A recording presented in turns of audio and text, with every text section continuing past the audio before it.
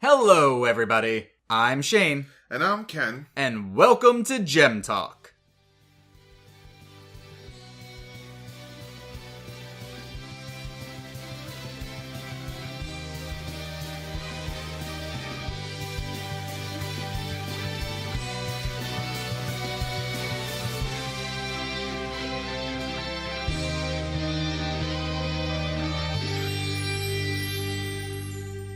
Hello, everybody, and welcome to episode 8 of GemTalk. And we have a bit of a surprise for you today. We actually have a special guest co-star. Hello, Lauren. Hello, Shane. Hi. Lauren, welcome to GemTalk. How are you today?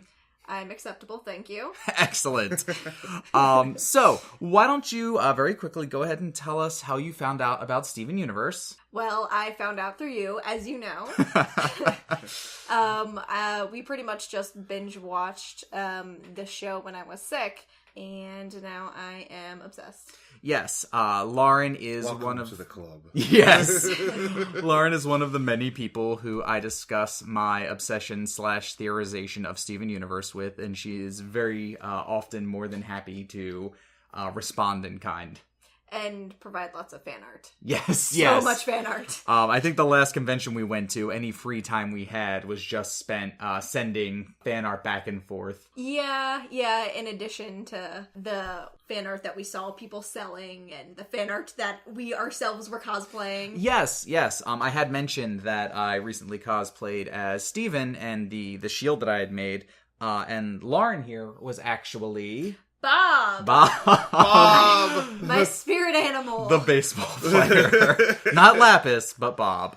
Absolutely. And you got a lot of attention for that, too. A lot of people seem to love Bob. Well, yes. I think people were just really excited to see a new character. Well, not a new character, but, a new take on an already existing character.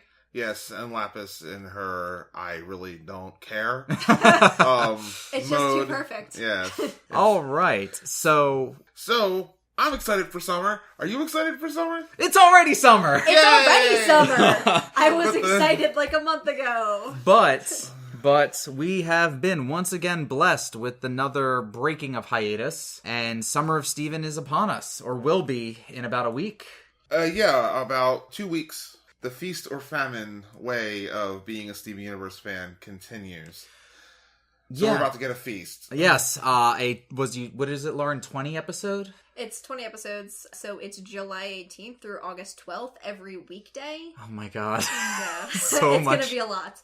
And this is my first time having a significant amount of Steven Universe episodes when I'm waiting for it to come out. Yeah. So this is gonna be really exciting for me. Oh, it's your first brand new bunch of episodes. Yeah. Yeah, the unintended effect of binge watching a show that's currently airing is you will hit the wall and you'll be like, well, wait a minute. What do you mean I can't just watch the next 20 episodes right now? It was very painful having to have them slowly spoon-fed to me.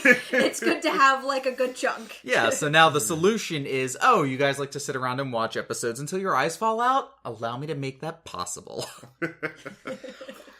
So, we now have a bunch of trailers that have recently come out that we want to discuss. We thought with this sudden unloading of information, we had to voice our opinions on it. And so we're going to go pretty quickly through the 3 trailers that have been released to us that we picked to review. And we're going to start with the Summer of Steven announcement from Cartoon Network. The trailer. Mm-hmm. Yeah. And then we'll go to... one of them is the Bazillionaire with 3 Z's. That's important. Right. And the other one is... I think it might just be Bismuth. All right, so let's start with the Summer of Steven. And the first thing that I noticed after watching it was that we get Lapis on a boat. And she's happy. Yeah. Oh, yeah. And I'm just surprised that somehow why is Lapis on a boat? Where did Steven get a boat from? I guess she's done with her break from water. I guess so, because she's in the middle of what looks like leagues of it. Right. Also, the original crystal gems come back to the temple, and where have Peridot and Lapis been? Yeah, and so, I guess they've been at the barn. Yeah, where they're kind of setting up another base there, I suppose. But they obviously come to Beach City itself because we see several clips with them in it. We get to see Peridot get hit in the face by an amethyst ball. Yes. Yes, we actually went through that scene, like, frame by frame, just so that we could see each moment of her getting struck. It's so beautiful. Peridot's so doofy. Yeah, and yes, now. I think Peridot's the character that's gone through the strangest transformation arc.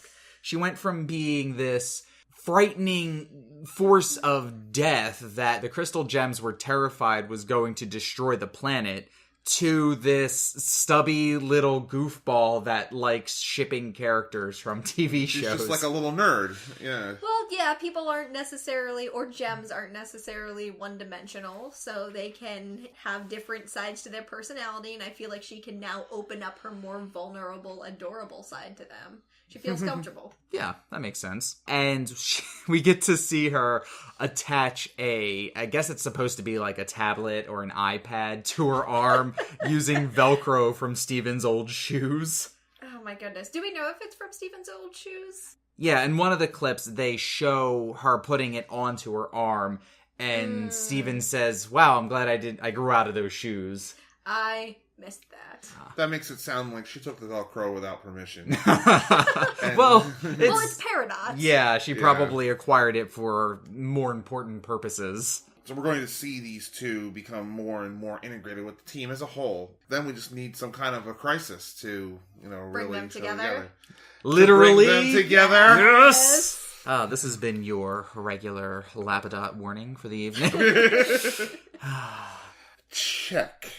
Okay. So I don't think we saw anything that necessarily gives us any indication that we might have a Lapidot, besides them just getting along together. And there doesn't seem any kind of tension. Yeah. They're both happy and, comfortable. But, on the topic of fusion, we did see Stevani. Yay, which Stevani. Was very, very exciting. Yeah. Stevani looked rather serious in that clip. Yeah, I couldn't tell if it was, like, let's get down to business to defeat Homeworld. Or if she was just... Because even in the episode where she shows up, when she first transforms and she goes to the rave, she's got that very sort of determined, confident look about her. Face, yeah. Does Stevani refer to themselves as a she or a they? I don't remember. Because I'm pretty sure that the show indicated that Stevani was more gender neutral. All I know is non-binary. That Stevani's an experience. An experience, see? Above So make pronouns. Sure you're a good one. Yes.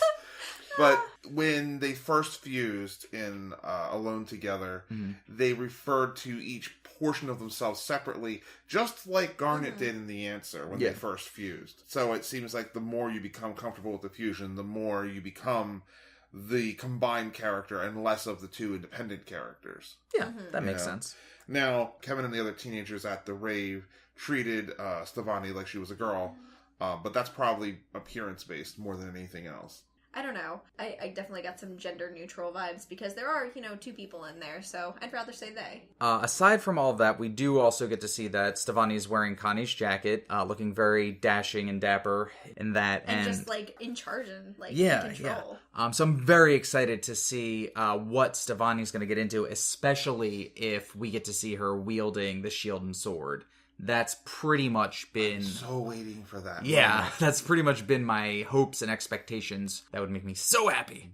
That makes me think of 2 points. One, in all these clips, I don't see anything that's threatening. They all seem to be lighthearted. There's going to be probably a lot of backstory filling from what we've seen in some of these clips. But I don't see an enemy. I mean, we know that Yellow Diamond's out there. She's not happy with what happened. She's probably sending more gems back.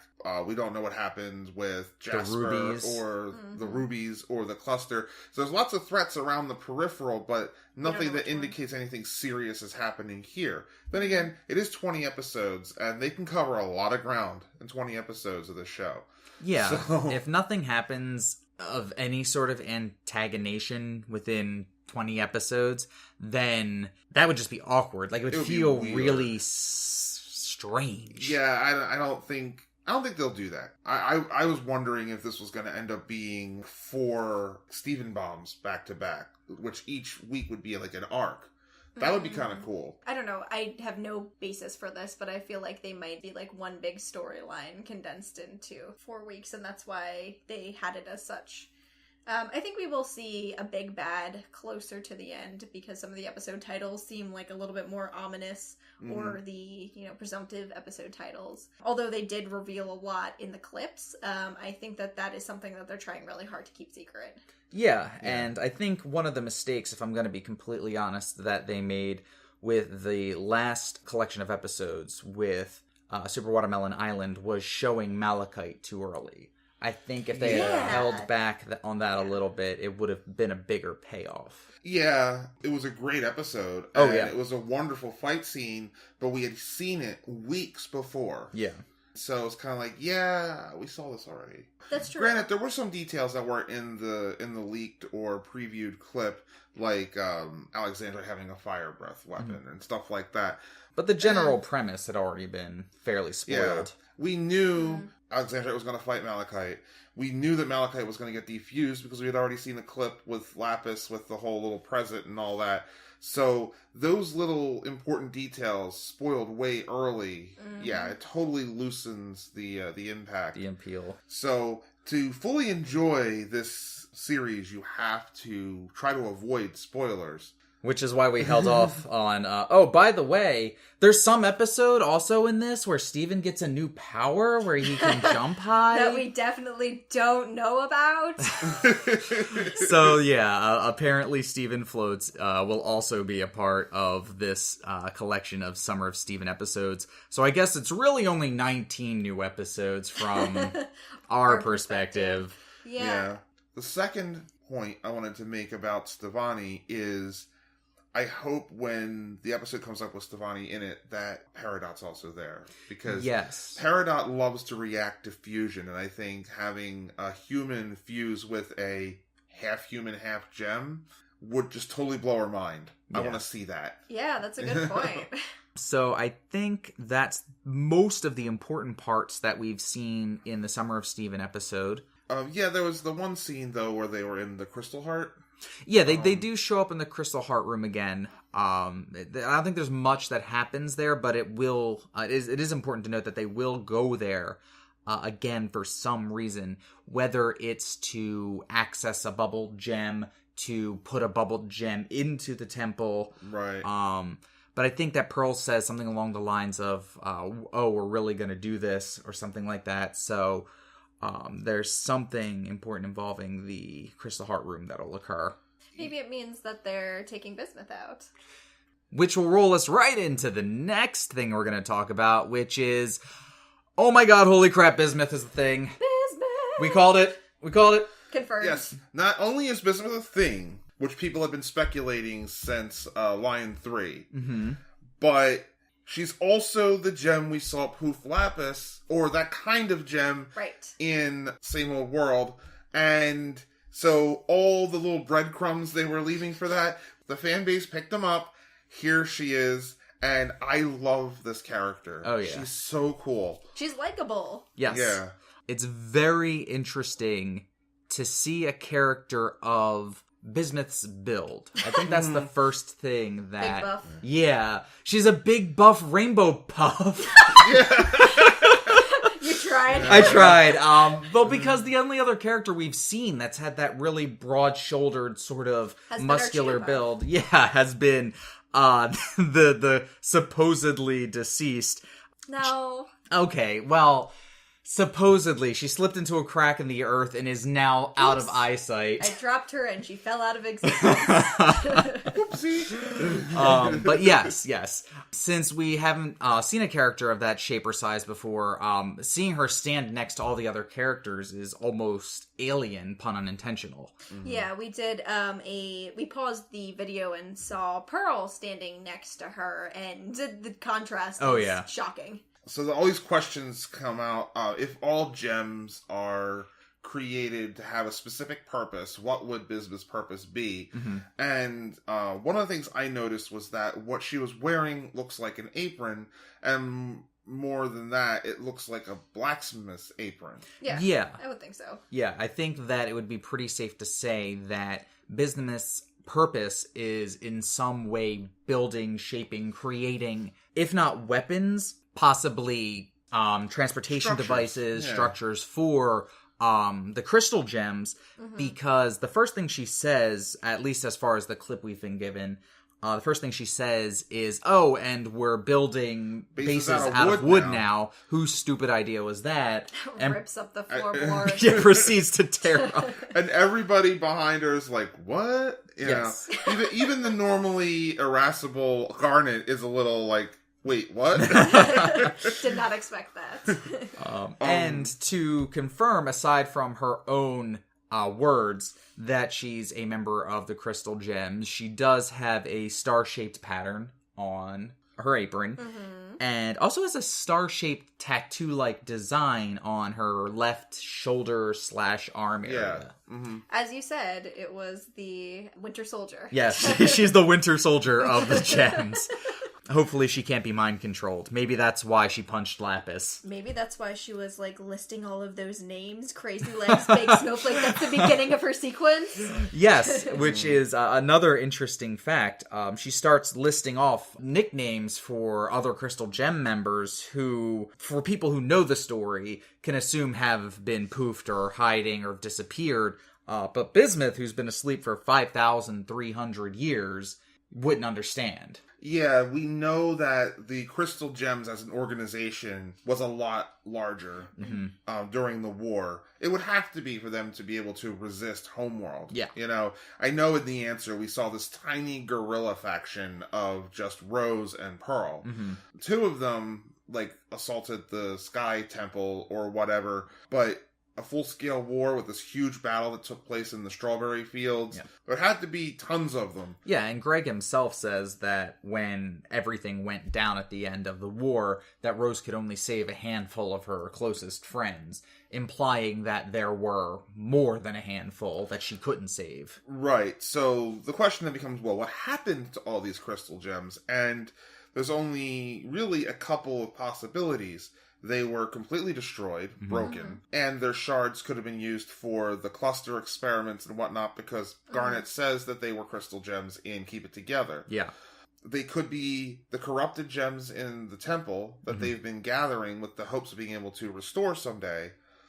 They could be hiding out somewhere else on the planet, or they could be out in space somewhere. Yes. Perhaps in another planet. I think you, Lauren, you brought that up when we were talking. So basically they could be literally anywhere. Yeah. So the universe of possibilities, right? Including inside magical animals. Yeah, that's very true. Well, yes. Who knows what lion is? Yeah, that's another one of the underlying questions throughout the entire... Maybe we'll learn more about what Lion is, because Bismuth has to get out of Lion, assuming, again, this is the same Bismuth. Right. She has to get out of Lion somehow. And I think we were speculating before... because another one of the interesting things in that clip is that Amethyst is wearing different clothing. Yeah, she has a white shirt. Yeah. And they've indicated before that they can change and modify the way their clothing looks, but they usually don't do that without a purpose, and usually only temporarily. And I think it's very interesting that Amethyst's attire would be different, Lion would be in the scene, and now Bismuth is also here.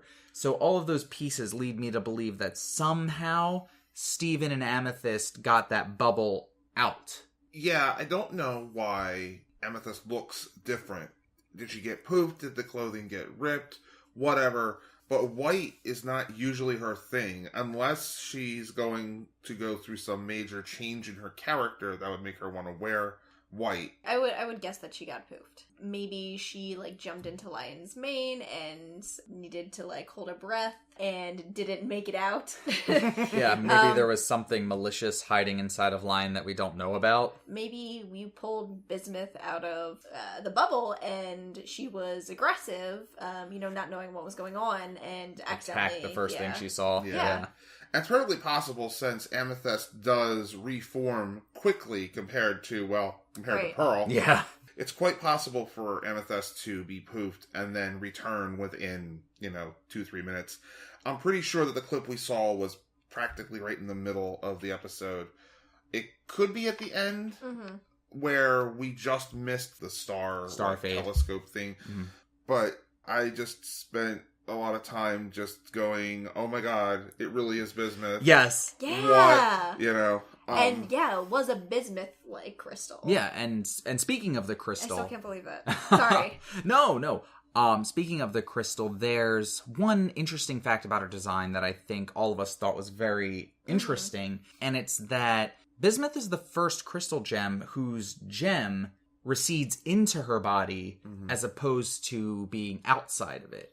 Because every gem we've met so far has had a very obviously faceted or rounded domed shaped convex gem. shape. Yeah, coming out of the body, but bismuth has a very noticeable interior facing gem, which is just a unique choice design wise. Well, maybe it's more protective as a warrior or somebody who's going to be working with dangerous materials or something like that. It'll protect, from getting, cracked more. Yeah, so they can't, just have, a rainbow in her chest. Yeah. But it's inside. Yeah. So it's like you could almost put something in there or something, take something out, like a weapon. And if we're sticking to this theory that her occupation or purpose or whatever is blacksmith, I'm really hoping we're going to get another character that has a hammer as a weapon. Hammers are great weapons. Yes, hammer time. Oh man, the jokes. The memes of sardonyx and bismuth. So the concept of all the gems we've had thus far, with one notable exception, have been just crystals, as gems usually are. Amethyst and garnet and ruby and sapphire, etc. They're all crystals. Yeah. And we're talking about in the real world here. Pearl is organic. Okay, but then again, pearls are created as servants, whatnot. But bismuth is a straight up element, like a single element. And that's kind of unique.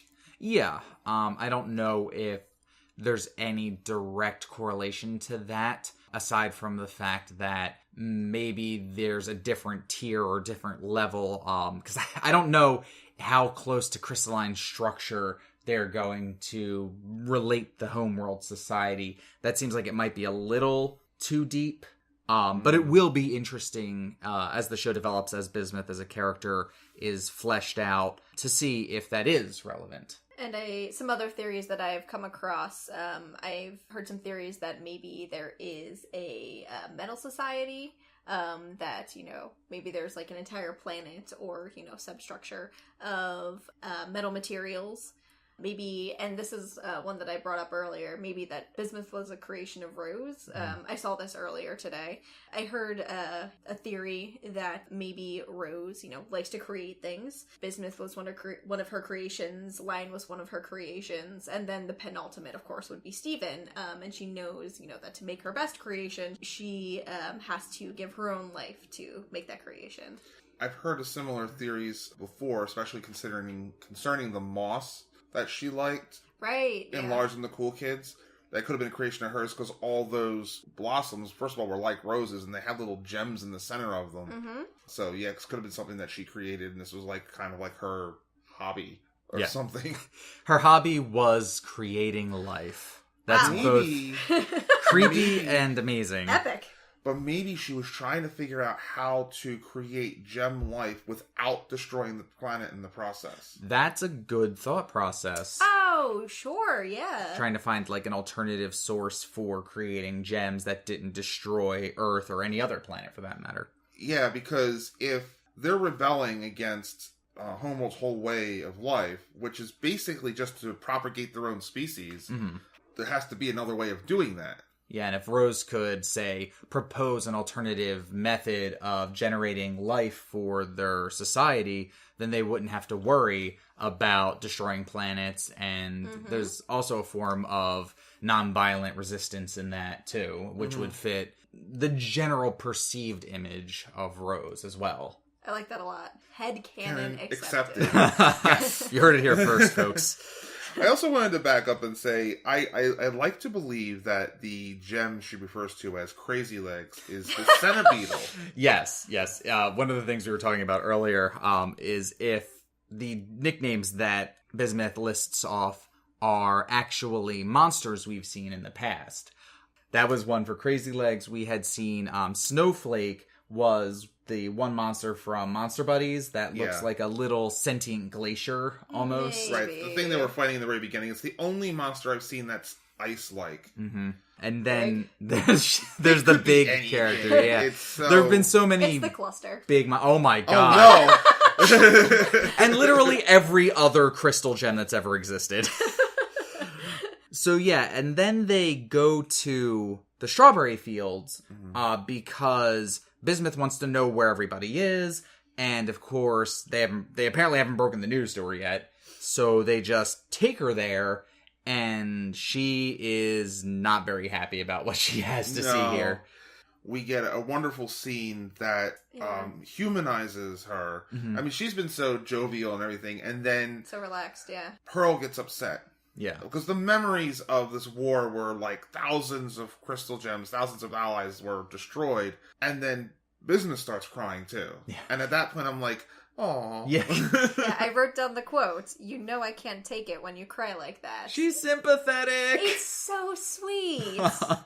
Yeah, that was like the cherry on top. That was like, okay, Bismuth is a chill, lovely, great all-around crystal. And it's really the first gem outside of the original 3 that we meet who wasn't aggressive immediately, an adversary. Yeah. I mean, Lapis was an adversary originally, Peridot was an adversary, etc., etc. Now here we get a new gem who's not trying to kill everybody right away. Although she does poof Amethyst right away. Might. There goes that theory. Yeah, who knows? Oh, and the episode for Bismuth, I saw this on an article, so, you know, I'm assuming that it's accurate. But apparently the episode's going to be 22 minutes, so a lot of action could happen in that time. 22 minutes. Yeah, it's going to be a doubleheader. Oh, okay. Because I'm like, you know, once you factor in commercials, that's a full half hour there. Yeah. So it'll be, it's possible that they'll start the episode with bringing Bismuth in and introducing her, and then the second half of the episode, or the second half of the two-parter, might involve what the core issue, or the core enemy, or whatever, introducing that. Because not only do we have a new character, but we have a new perspective. We have a new set of information, a new set of knowledge. Because most people like to see new characters and learn about them, but what is it that they know about the war? Or what are they willing to impart from the past? Well, it's just like how Peridot, and to a lesser degree Lapis, give information about Homeworld that the crystal gems are unwilling, really, to give to Steven. And, of course, we are the eyes and ears of Steven. Yeah. Now we have this other crystal gem who is more willing to talk about what happened at that time. Bismuth wasn't there for the end of the war. Or she would have known about all this already. Yeah. Right. So that's another question, is when exactly was Bismuth bubbled? Now, Pearl says that it's been 5,300 years, approximately, since the war. So mark that on your timelines, everybody who's keeping track. But Bismuth doesn't specifically... She didn't see the end of the war. So it's possible that when this eruption occurred, maybe Rose or whomever was capable of bubbling gems that they found before they turned into monsters. Maybe a small portion of the monsters in the Crystal Heart Room never got turned into monsters. They were bubbled prior to that. That's interesting. But Greg mentioned that if not for Rose's shield, everybody would have been killed. So it just so happened that Pearl and Garnet were behind her when she used the shield. Everybody else could have been destroyed, corrupted, as you say. Yeah, so the question going on there. Yeah, the question at that point then is, why was Bismuth in Lion? Because it seems like the only items that managed to find their way there are of extreme importance to Rose. Yeah, there's definitely some connection. And of all the objects in there, we have seen the importance of most of them. We have the battle banner, we have the sword, we have the rock t-shirt, the photograph, the videotape that she left for Steven. Now we have the bubble gem we assume is Bismuth, and there's a treasure chest. Yes, the treasure chest is still a big question mark, but we haven't been given an episode about that yet. So when we do, we will definitely address it. Right, and the cool thing about it being a treasure chest is literally anything could be in there.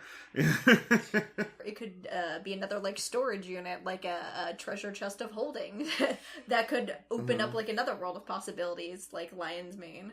Or it's just more gems. Just more gems. Surprise, Oh, man. more characters. Oh, Just more we found a bunch of gems in a treasure chest? Oh, man. But if, and of course we're piling speculation on top of speculation, but if it was full of gems, why weren't they bubbled? Why was Bismuth over here? You know, Yeah. I don't know. So I think the big question about that is why was Bismuth specifically bubbled and put inside of Lion? And I think it might have something to do with the fact that if she is a builder, she may have some level of skill or technology, knowledge that would give the crystal gems just what they need to strike back at Homeworld. For example, I've had this theory for a while now that Steven is going to be the linchpin to defeating Homeworld's technology because it's all based around destroying gems, as we see with like the laser prong that Jasper has. Now, maybe Bismuth will be able to use that to their advantage, be able to be able to find some way to develop armor or weaponry or something that Steven could use that Homeworld isn't prepared for or doesn't understand, and that they'll find ways to help improve the fact that their weaponry isn't as efficient against him. Combining that with the ability to fuse with Connie, and you're using, you're taking Homeworld by surprise with the amount of knowledge and technology and capability that you have.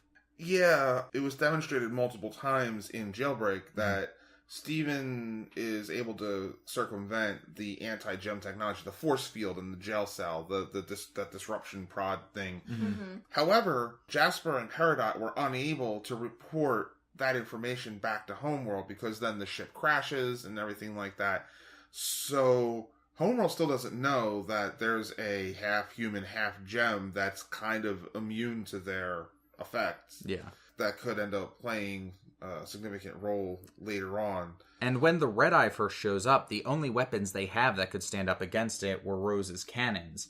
Now imagine if they had somebody that could replicate those cannons. What if Rose wasn't the one that built them? What if Bismuth was the one building them for Rose? And just did them in her style because they were for her. Yeah. So having somebody on the team that can generate weapons like that would be an amazing asset. Mm-hmm. Or alter those weapons with healing capabilities. Yeah, anything. I really want to see what Bismuth's capabilities are for the team. The Strawberry Battlefield was full of scattered weapons from the previous war, some of which were humongous, which I have to assume now were maybe Jasper like gems that all fused together, like five of them fused together. And that's why you have an axe so big you can barely get it into Amethyst Room. But if the weapons are energy, yet they persist even after the gem's supposedly destroyed. Well, again, like the light cannons, perhaps these were built exterior from the gem's actual weapon. And Rose's sword and scabbard were also... The scabbard was in the Strawberry Field, the sword was in Lion's Mane, but I mean, they weren't produced from Steven. The shield is produced from Steven, and it's shown to be, just light. Like, it just hovers in front of his arm without attaching to anything. Mm-hmm. So yeah, there's a lot of questions to answer, to look forward to, a lot of excitement around Bismuth. And as a closing note very quickly, what I found out, actually Lauren was the one who told me about this, Bismuth's voice actress. Oh, right, yeah. It's Uzo Aduba, or who I know as Crazy Eyes from Orange is the New Black. Yes. So she's going to be voicing Bismuth, which is extremely exciting. And very unexpected. I know! Definitely two very different television shows. I didn't expect that at all. But then again, we have Nicki Minaj as Sugalite. Yeah, that's also very true. They also ensure that all their voice actors can also sing. Yeah. That's very important, because every character does sing at some point. Yeah. Well, Jasper hasn't. Well... That's yet to be seen. Yeah. I don't think Lapis has either. Not yet. But I would really like to hear her reprise Riptide Queen in her own vocals. Oh, yeah. It would be like, I was trapped in the mirror and it couldn't be clear. That'd be so good. Water winch. Okay, so our last little discussion for today is on the clip called The Bazillionaire. With 3 Z's. With 3 Z's, which is very unique and interesting. But this opens up with Greg, Steven, and Pearl, of all people, pulling into Empire City in Greg's van. Right. So New York City, of course. Effectively New York City, yes. this clip is it's fun. Yeah. It's just fun. I'm watching this with all the bellhops doing all this stuff, and I'm like, this is just like, I think I'm going to like it here from Annie. Yeah. And I'm just like, this is so cool. It carries all of the kitsch and upbeat and like happiness and silliness that a typical high point of a Broadway musical carries. Yeah. Mm-hmm. You've got butlers just poking their heads out of like the walls all of a sudden. They're all dancing in sync, and you've got the main bellhop who is just snooty until he sees money, and then he's all ready to serve them. So it carries all of that hokiness that most people who appreciate musicals really adore. Yeah. Well, they said that they were going to do a musical episode, and we thought, hey, a lot of the episodes already have songs in them. They meant a musical episode. Yes. And they are again showing their depth music-wise, because I've mentioned in previous episodes, they've done songs on such a wide range of styles. Not everything's rock, not everything is, country, yeah. But you have On the Run, which is like a country type of song. Right. Or then you'll have like Stronger Than You. Or then you'll have, and here we have a straight up like Broadway musical number, complete with the choreography and all the rest of it. And the thought came to me, okay, is this really happening? Or is this one of these, like, Steven's imagination things, kind of like Garnet's Universe, where it's like, it's not really happening, but Steven's like, you know what? If you had all this money, it would be so cool. We could just do all this stuff. Blah, blah, blah, blah, blah. Yeah, because the first question that comes up is, how does Greg become a bazillionaire? See, and I took special notice of the 3 Z's in bazillionaire, maybe referring to the fact that it's a dream. Yeah. It's all a dream, called it, done. I kind of hope that it's not. I want them to like be able to write it into the story somehow. Yeah, I think there's one of the things I picked up on is I think there's a line in the summer trailer where Steven says, we're going to make sure you have a really great time or something like that. Because I think we all know Greg's sort of primary, at least as far as most people are concerned, attribute is that he's kind of poor. He lives in his van. Yeah. He works his 9 to 5 at the car wash. He's even got to try to give music lessons at one point to try to pull in a little extra dough. He's a bit of a has-been. Yeah. And so to suddenly have a bazillion dollars is confusing. So I think we came up with a couple of ideas. Yeah. My favorite headcanon is that Marty was taking royalties that he was getting from his songs over all these years and not saying a word to Greg because, he's not a nice person. And then he doesn't have anybody show up like to his concerts. But what if one of his songs became famous? Maybe he sold it out for something. Yeah, that was one of the things that like all this is kind of tying around is that what if one of Greg's songs was like a smash hit and he didn't know about it. Never told him about it. Yeah, maybe like it was sold for like a commercial or something. Yeah, and he like never saw maybe it. in like another country or something. Yeah, and Marty's just been collecting royalties all of these years, and then suddenly somehow Greg finds out about it or is awarded some check due to some lawsuit or something, and now he's It would be great if this is the case. It'd be great if he finds out somehow through Vidalia. Oh no! Which because means we would be Vidalia able and to Amethyst are hanging out. Right, and that kind of brings Onion back into it. Yes, See, Onion. It should be mentioned that Lauren's favorite character is Onion. He's the greatest. He's so bizarre. But the important thing is that he somehow, either real or fictitiously, has come into an inordinate amount of money, and it appears like they may be trying to show Pearl this wonderful night on the town out in Empire City, which segues into Song and Dance, and we get another peek at the hot dog duffel bag that Pearl is carrying in with them. And we also get to see cute little scenes as they're dancing around and singing of Pearl being her very typical sort of anti-social, anti-exuberant self. She's such a fish out of water. She doesn't know any of this stuff. Like, she's not really up on human culture, even though she ought to be, or she's not very comfortable with it. In fact, I would say that Pearl's as uncomfortable with human culture as Greg is with gem magic stuff. Well, it just doesn't meld well with her. Like, it doesn't cross over with any of her interests. Like, she doesn't like eating. Like, she just doesn't like anything that would... I love when all the bellhops are carrying them to the table. She is stiff as a board. Yeah. And they sit her down and everything like that. And she's just not having any of it. And I think it's funny, by the way, Steven sliding down the water slide in the tux, in the water, in the tux, and the moment that the two of them are in the pool and they go up to Pearl and they have this look on their face, and I'm waiting for them to just lunge out of the pool and grab her and pull her into the water. That is not what happens, though. No. And it's worthy of note that at about that time, when they get the tuxes and everything, Pearl actually seems to start enjoying herself. Mm-hmm. She actually gets into the dance, she gets into the song, but as soon as Greg sort of tries to pull himself into Pearl's newfound happiness, she just cuts it short. Yeah, he tries to dance with her, and she is not having any of it. Yeah, so there are a few interesting things about the last few seconds of that clip. The first being that it seems as if they're trying to convince Pearl of something, because the last line they say in the song leads Greg into trying to ask her to just say yes. That would be the next rhyme after Pearl says more or less. But before he can get the yes out, she just cuts him off and says no. So what are they trying to convince her of?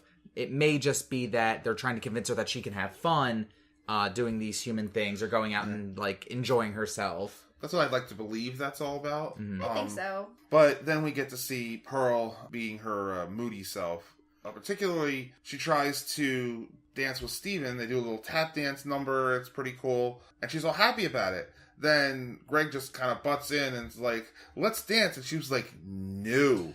And there's probably a lot of complex feelings about Rose. Yeah. Or what dancing means for Gems. Because dancing in general is very closely linked to fusion.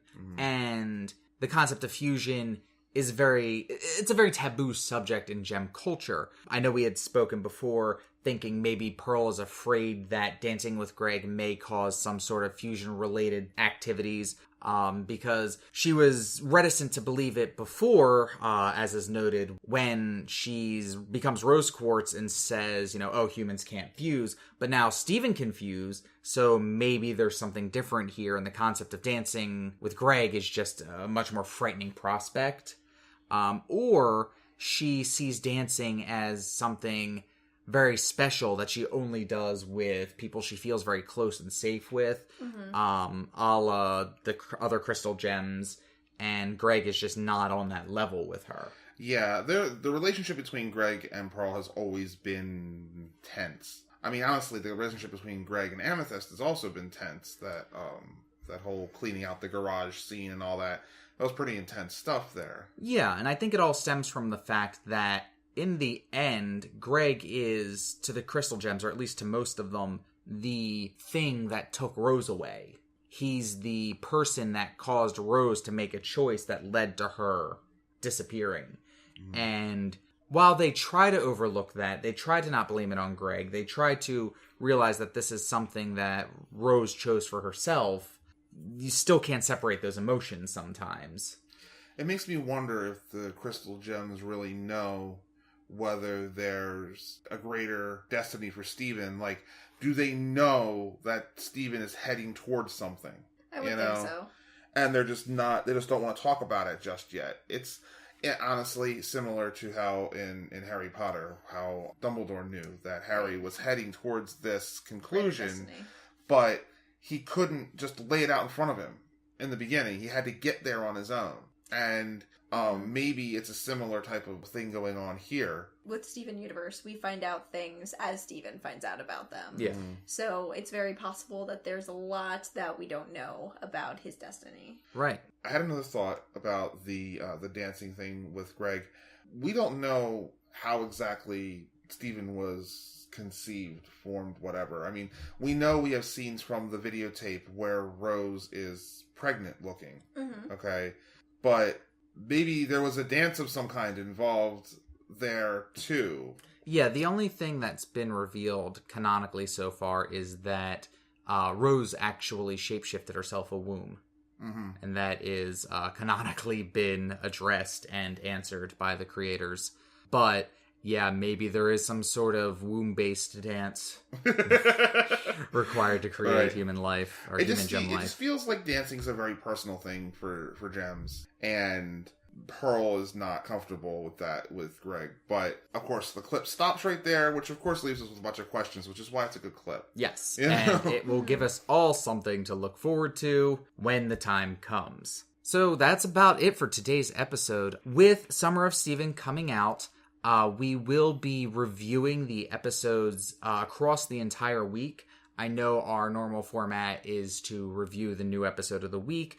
Obviously, we're not going to do an episode every day. That would literally kill us. I think you should do it anyways. No! Do you know how long it takes to edit one of these episodes? Yes. You do.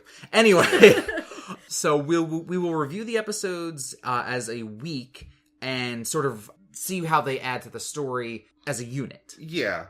The episodes may end up being a little bit longer because there's 5 episodes worth of material to consider. Yeah. Mm-hmm. But, we're going to still bring out 1 episode a week. Yeah, and we'll address that when it comes to it. And I do want to thank Lauren for joining us today. Well, thank you for having me. Absolutely. I had lots of fun. Maybe we will see more of you in the future. Who knows? Oh, we'll see.